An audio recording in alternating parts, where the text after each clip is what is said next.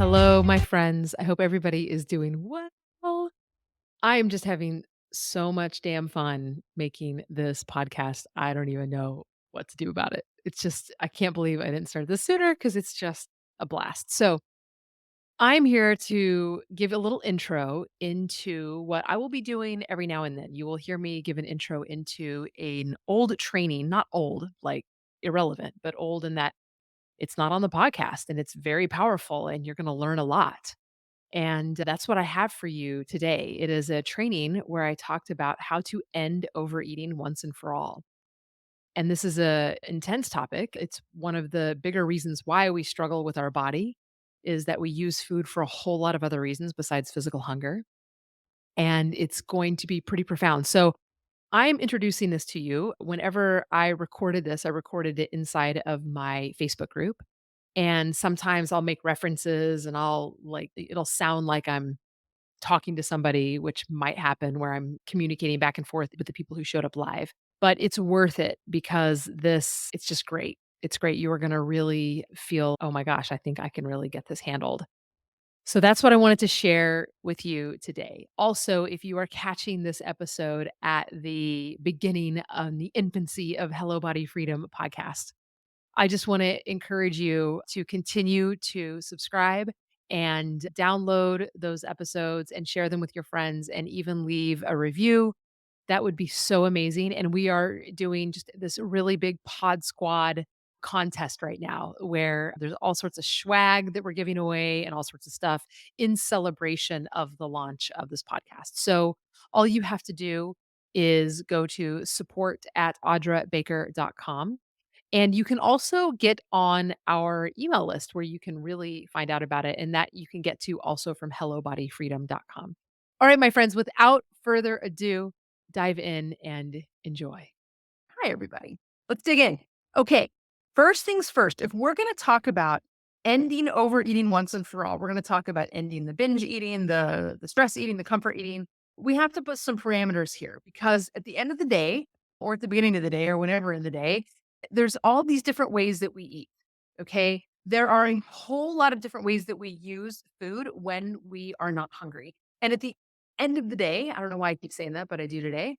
You're going to really struggle reaching your goals in terms of weight loss, especially, but also sometimes with your health goals if they're connected, right?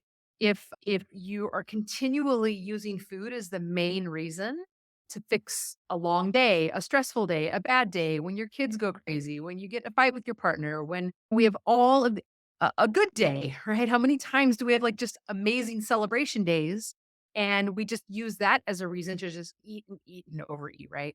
And so we're really talking about all the different ways that we use food when we're not hungry. So what I want to do is break that down.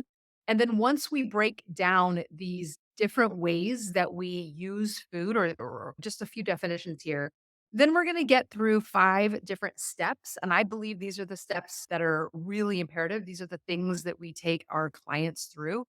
And this is the path to freedom for sure, especially if this is a big one. Now, the challenge, the 5-day path to freedom, I'm handing you the entire framework. So you will get to know every single step by step, the process we use here inside of Hello Body Freedom that ultimately is so different than anybody else's approach. It is not just one little piece of the puzzle, it is the whole entire puzzle put together for you. It's pretty powerful. So let's go ahead and dive into these different ways that we eat. And now, this is not an exhaustive list, but these are the big ones. Number one, we use the word overeating. So that can mean so many things. So let's just go ahead and define it for our purposes here. If you are gaining weight and you don't want to, be really clear here, then you're overeating compared to the amount of energy that you are expending, right? If you are keeping your weight balanced, if your energy in is equal to your energy out, and you are trying to be on a weight loss journey, you are looking for sustainable weight loss and nothing is budging. So in full clear understanding, there is an overeating. So the way weight loss happens is whenever we take in less energy than we are expending. Taking in less energy than we are expending. It is that simple. There are a lot of factors involved and there's a lot of bullshit out there as well. So a lot of people saying, "Oh, your hormones are all messed up, so that's why you can't lose pound." Wait, actually you can't lose weight because you're over consuming energy compared to how much you're moving. Granted, your hormones, especially, I'm in the perimenopausal space for sure. And I have plenty of clients, perimenopausal, menopausal, postmenopausal for sure. And so, yes, hormones play a factor in making it a little bit more challenging. But at the end of the day, if I'm desiring to be on a weight loss journey and I'm not there, regardless of my hormones, I am taking in more energy than I am expending, right? On a regular basis, like averaging it out if I'm either keeping my weight the same or gaining weight. That's very important to understand. And yes, it's connected to hormones, stress is connected to hormones, all of these different pieces, but understanding that. So we're going to use that as the word for overeating. Okay. So overeating doesn't mean that can mean so many things, right? We're not going to get into this. We're just gonna leave that definition for overeating, and if you have questions about it, reach out to me. Drop me a DM, I'm happy to have a conversation, I'm happy to send you a different training. I think I have an entire training in here just on overeating, what that means and what that is. But another way that we eat is mindless eating, where there's just doesn't seem like there's any thoughts at all. Like you just maybe it's habitual, maybe you're just used to walking by your friend's desk at work and you just stick your hand in the candy jar and keep moving. You go shopping at Costco and you're eating all the samples everywhere. You don't even think about it. You're like, oh, samples, this will be fun. Where it's not connected to the body. It's just connected to just shoving food. You have this habit of getting off work and just sitting in front of the TV, and you have a strong habit of just like grabbing a bag of chips and just mindlessly eating them, right? So that is one way of eating.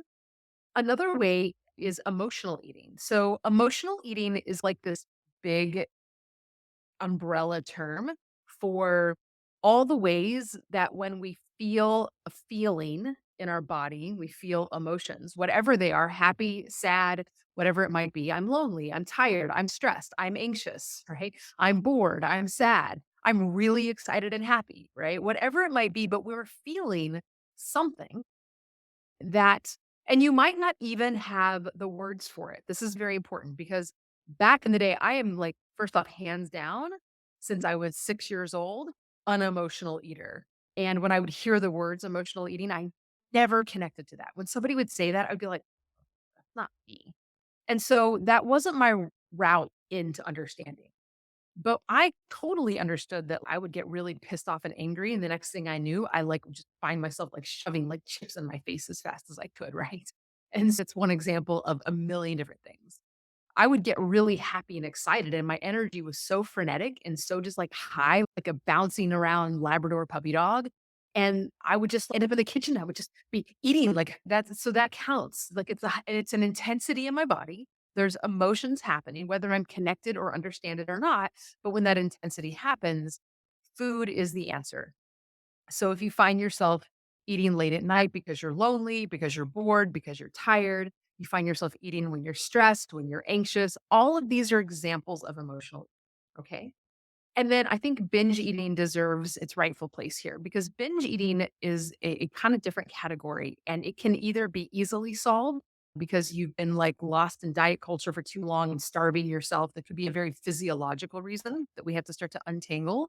But it could also be a really big, like disordered eating pattern that can lead to eating disorder. But binge eating is this sense of feeling completely out of control and this can be different for whatever your out of control is, might be different than my out of control, right? But it's this intense and it's almost insatiable. And it's almost like something takes over and we just can't stop and we just can't stop. And it's usually consuming an incredible amount of food in a small amount of time.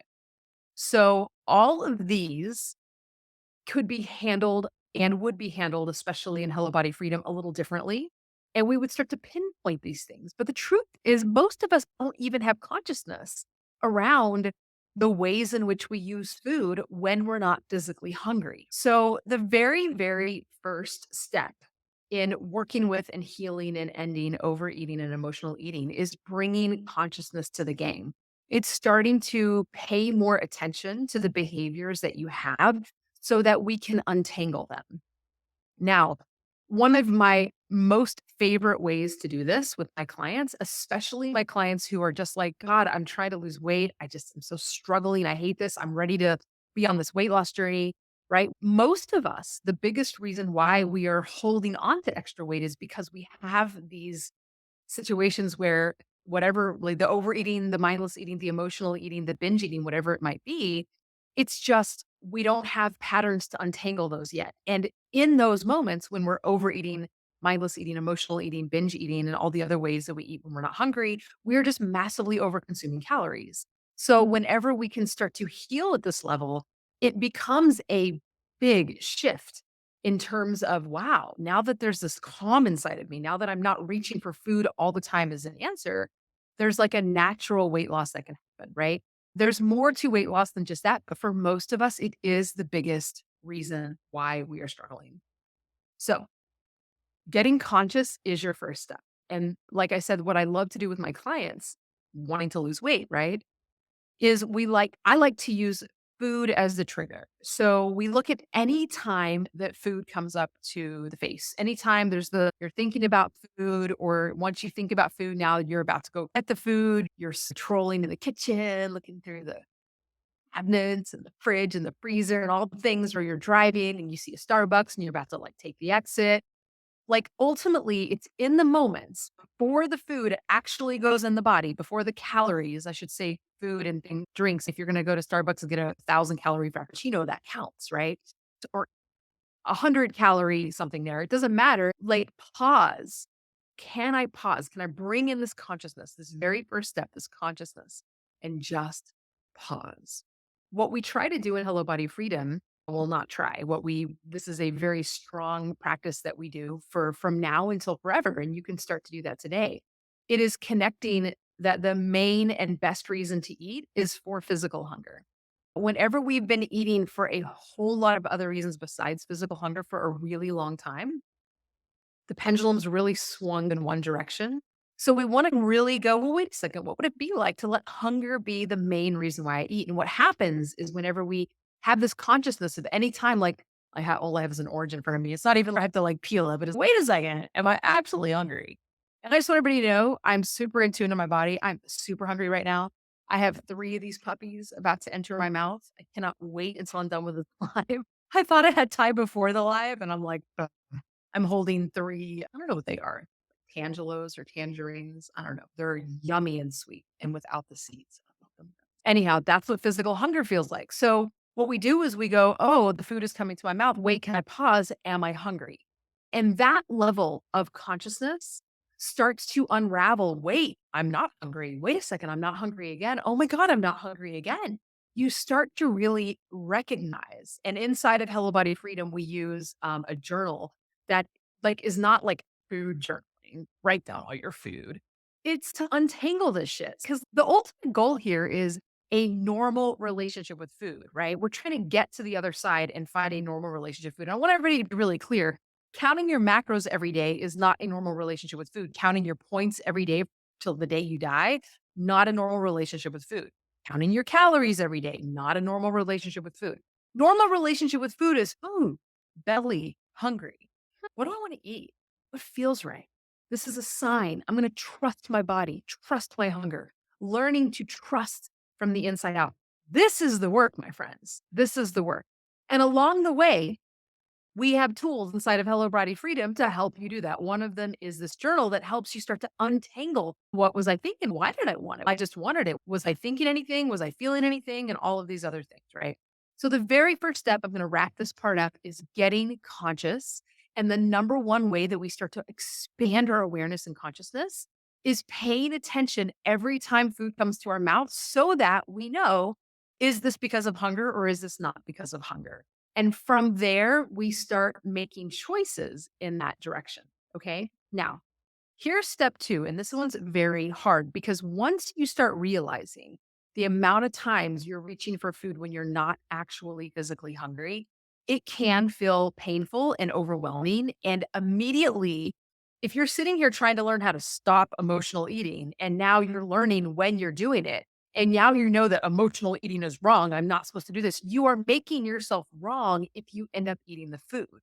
And the problem with this is that you have really strong habit pathways that you have learned. At least for me, I was 6 years old when I started to learn these habits of I'm feeling something weird in my body. It doesn't feel good. And boy, howdy, those little Debbie oatmeal cream pies were like, they really fixed the problem. That and a big giant, like, jug of chocolate milk, and not just a oatmeal cream pie, if you guys know what I'm talking about, it's like a single package double cookie with icing in the middle, but it was like the whole box, and it worked. I don't remember feeling stuffed, I don't remember feeling like, "Oh, I overate." I was like 6 or 7. I just ate and ate, and I tell you what, I felt a lot better than whatever icky stuff was going on inside my body, okay? And remember that icky stuff doesn't have to be so deep. You might just not be able to tolerate being bored. You might be sitting at home and you're just so used to always eating every time you're bored, you haven't broke that pattern yet. And so understand that you have strong neuronal patterns, strong habit pathways in your brain, in your bodies, in your emotion, all of the things. And it's just strong. Okay. So even once you become really conscious of, oh shit, I'm not going to eat this thing. I said, I'm not going to eat it. Am I going to eat it? I know I'm not hungry. You might eat the thing anyways. And step two is in the process of untangling all of these reasons and learning how to use food mainly for the reason for physical hunger. In this process of learning this, we need to keep food always on the table, meaning that we don't just take it away. We don't just take it off the table. We keep it on the table as an option. We do not make it wrong that you decided to eat even though you were not physically hungry. This is very important. If you keep beating the shit out of yourself every time you're binge eating or overeating or stress eating or anxious eating or comfort eating or lonely eating or whatever the hell you're doing with food, you keep beating yourself up. This internal beat down is part of the problem. Okay. So when we learn to not make it wrong, we just know that it's a part of the process. And the goal is not to take food off the table. I want you to think about a toddler who has one of those little sucky things, the pacifier thing. And this is what it uses when it needs to be soothed, when it makes it feel better, right? It calms and soothes. That's what food does for you. It's what food does for me. It doesn't like it did it for a long time when I would eat because of emotions. Now it does it because when I eat, I'm physically hungry and it soothes and calms me then. So food serves a purpose here, my friends.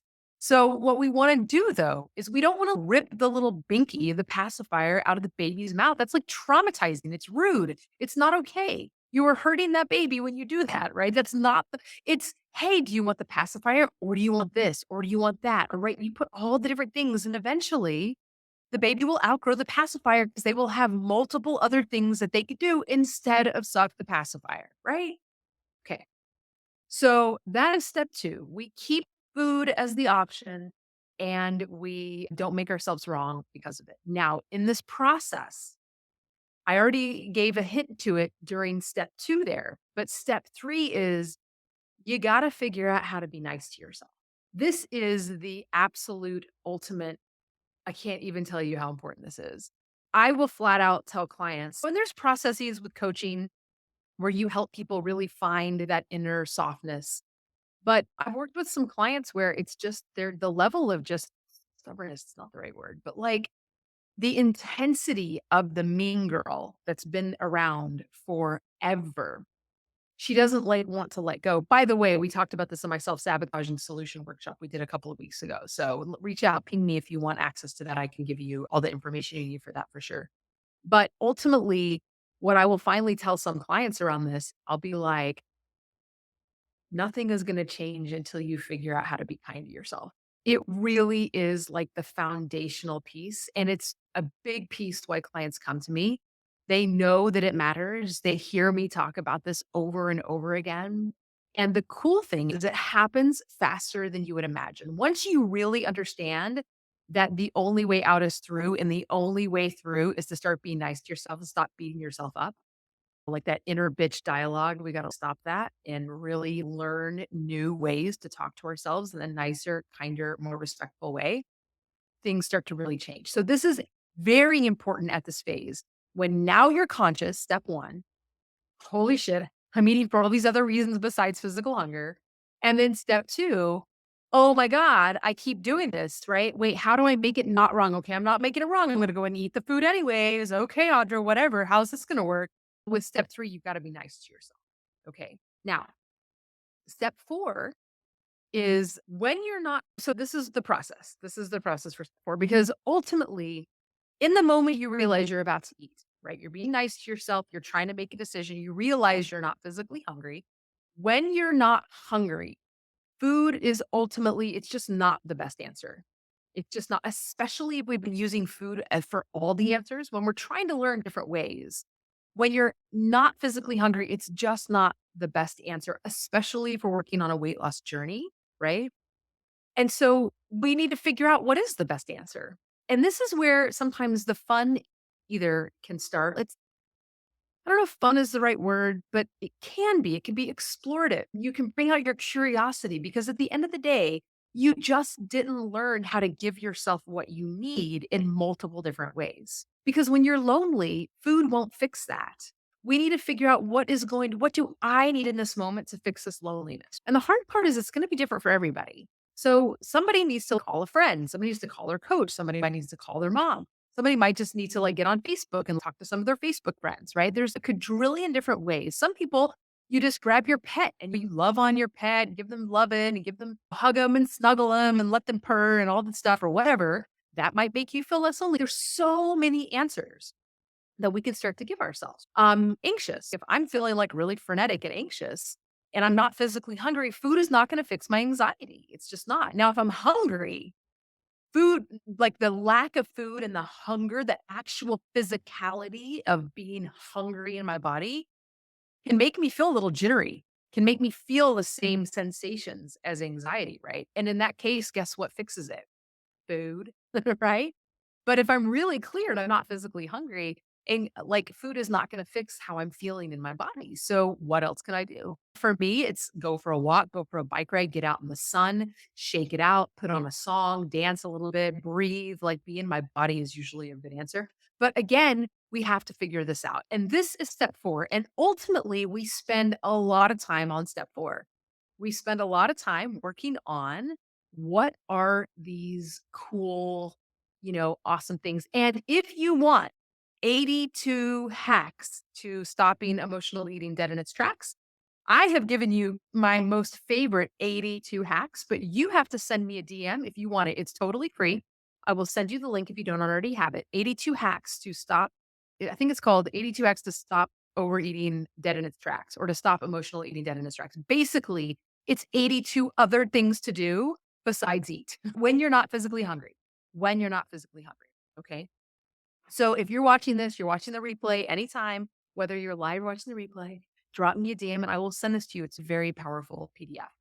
And it's big. It's almost like a little mini ebook. Like, just saying, like it's super packed. All right. So now we understand that we need to be conscious. This part is hard to do on our own. This is why Hello Body Freedom exists. We have to remember to not make what we're doing wrong. And how do we do that? We've got to be nice to ourselves. Again, when we have these strong neuronal pathways of beating ourselves up and making eating wrong and all these things, right? And throwing on the shame and the guilt every time we have some ice cream or an extra helping or something like that, whatever it might be. Like this takes, in my opinion, and in my own personal experience with my clients and with myself, it really required help. I needed outside help. So this is step one, two, and three. And then step four, what's going to work and what's not going to work, right? How take like gathering up the courage and the curiosity to be able to go, what else could work? What else could I try right now? Just as an example, I had one client when she first joined, she was having a really rough day. Her emotions were really big, but she knew that working out would probably make her feel better. And so she did a workout. And if on a scale of 1 to 10, the intensity of how crappy she felt was like at a 9, she said the workout brought her down to a 6 or a 7, right? So it did help her. It didn't like totally solve it, but hey, she's learning, she's figuring out, and then she's giving herself what she needs instead of going into the kitchen and eating. It was a huge win. The very next day, the story she told me, she realized I just needed it. And it's very confusing when you're so used to just going and reaching for food. It's a lot of confusion. You're trying to change this. You're in the middle of feeling a lot of shit. And she was like, I'm just going to go lay down. And it was the middle of her workday. She works from home. She went and laid down. And she ended up taking like a little nap. And it literally cured her in the moment. She woke up and felt freaking amazing. And I'm telling you this is that you just don't know until you start this process, until you start going, okay, I'm going to pause the food and I'm going to try these other things, right? I can eat the food. I'm not going to make it wrong when I do eat the food. But what are these other things that I can do? Right.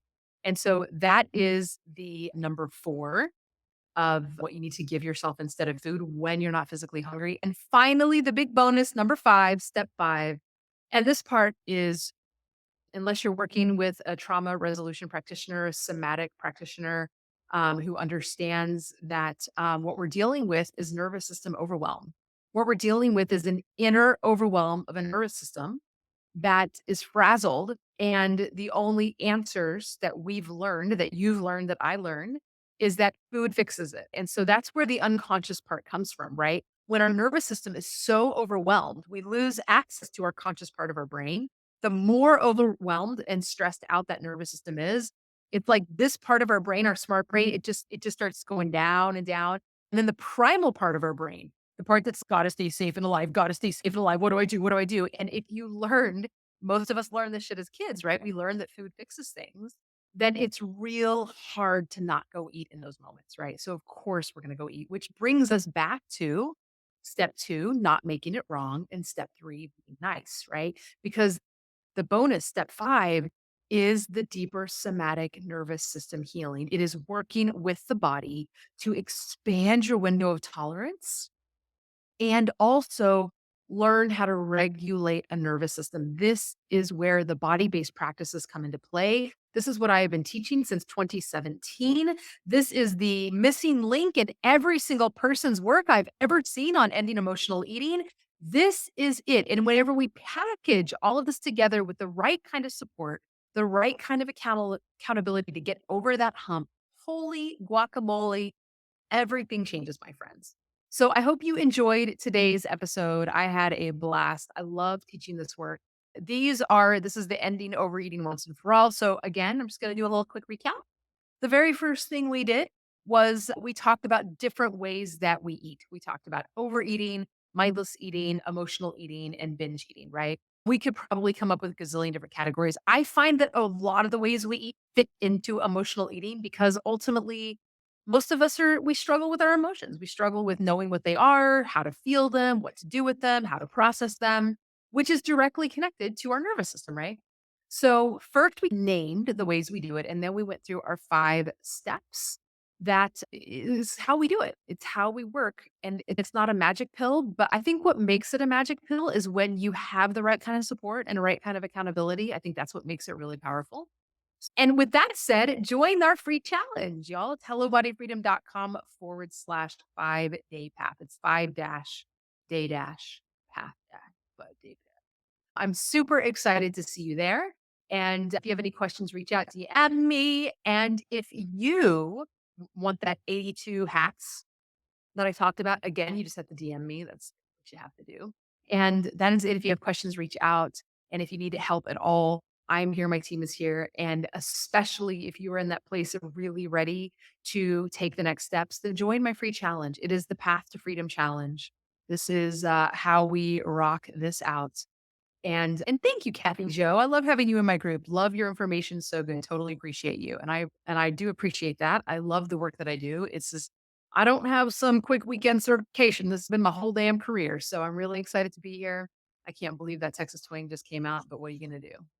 Mwah. Y'all have a beautiful day. I'll see you next week. Bye, everybody.